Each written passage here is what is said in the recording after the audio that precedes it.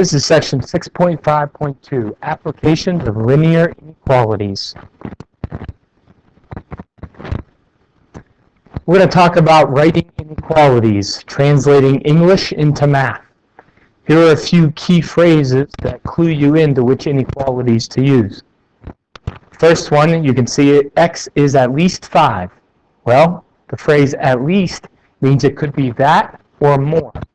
So when we write the inequality, we write it as x is greater than or equal to 5.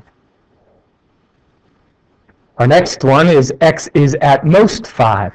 Well, at most means it could be less or it could equal, but it can't be more.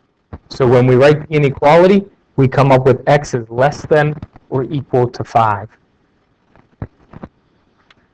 Next we have x is between 5 and 7. Between means not equaling 5 or 7, but being some number in between them. So we have the inequality x is greater than 5 and less than 7. Next we have x is no more than 5. Well, it can't be more, but I guess it could equal or it could be less.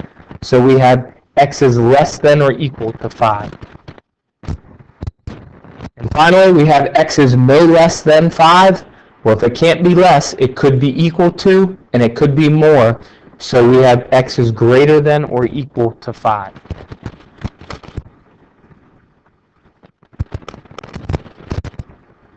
All right, here's our first example. To earn an A in a course, you must have a final average of at least 90%. On the first 4 examinations, you have grades of 86, 88, 92, and 84. If the final exam counts as 2 grades, what must you get on the final to earn an A in the course? Alright, so we've read the problem and we understand that we are trying to calculate what we have to get on the final to get an A in the course. Now remember, to get an A in the course, you need to have at least a 90%, right? And notice that they say right here, at least 90%. Well, on the previous slide, we know that at least means it could be equal to that or it could be more than that. So if we have our average test scores over here, we know our average test scores could be greater than 90 or could equal 90. So we have the beginnings of an inequality here. Now, how are we going to calculate our average test scores? Well, we know that when we calculate the average, we add up what we have, and we divide by how many we have. So let's do that. So we have an 86, that was our first test score, plus an 88, plus a 92, and plus an 84. Those are our test scores. Now they tell us that the final exam will count as 2 grades. So we're going to have to add on 2 grades here. We don't know what we're scoring on the final exam yet, so we're going to add on x and x, where x stands for the grade we get on the final exam. And we have 2 of them because it tells us that the final exam counts as 2 grades. All right, so then we divide. When calculating the average, we divide by how many data items we have. In this case, we would have 6 data items. So we're going to combine our like terms and then divide by 6. So we get 350 plus 2x divided by 6 greater than or equal to 90. Now to solve for x, we're going to multiply both sides of the inequality by 6.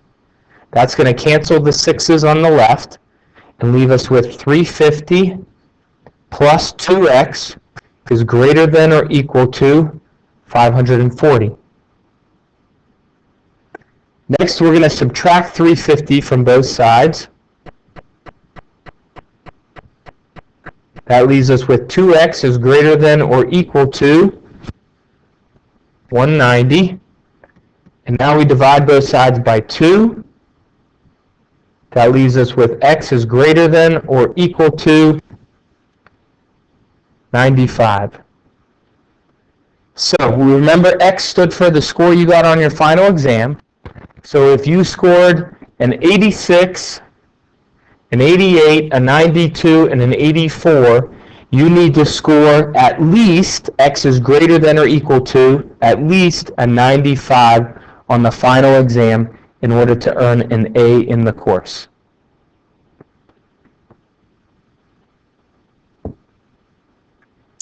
All right, let's look at another example. Mary has been put in charge of buying soft drinks and chips for a party.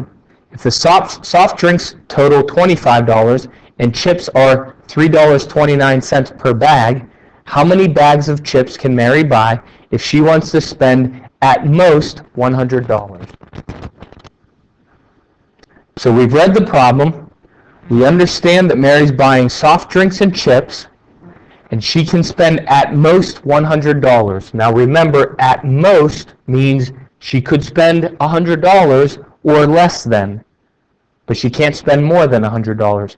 So what that means is her total cost could be less than or equal to $100. So we have the beginnings of an inequality. Now her total cost is going to be chips and drinks. So we know the soft drinks total $25. They told us that. And we're going to add on $3.29 per bag of chips. We don't know how many bags of chips right now. That's what we're trying to find. So we're going to call bags of chips X. And we know that this has to be less than or equal to 100.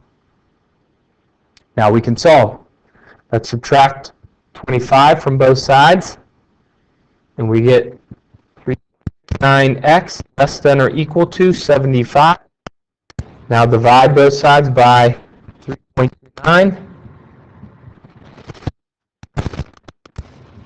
And x is going to be less than or equal to 22.8. Now we know that we can't buy 0.8 of a bag of chips. So our answer would be that Mary can buy at most 22 bags of chips.